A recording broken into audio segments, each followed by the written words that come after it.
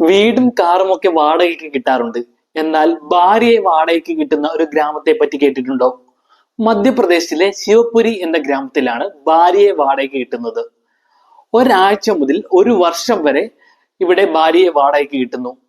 ദാടിച്ച എന്നാണ് ഈ ആചാരത്തിന്റെ പേര്.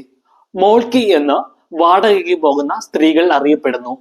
കാലഹരണപ്പെട്ട ഈ ആചാരം ഇപ്പോഴും നിയമവിധേയമാണ് എന്നതാണ് ഏറ്റവും വലിയ കോമഡി.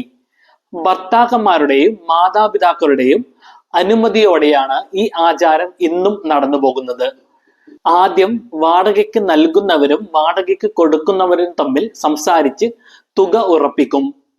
ഇതിനുശേഷം സർക്കാർ മുദ്രപത്രത്തിൽ വാടക കരാർ എഴുതി രജിസ്റ്റർ ചെയ്യും. സ്ത്രീകളുടെ പ്രായം, സൗന്ദര്യം, മറ്റ് കാര്യങ്ങൾ എന്നിവയെ അടിസ്ഥാനമാക്കിയാണ് വാടക തുക നിശ്ചയിക്കുന്നത്.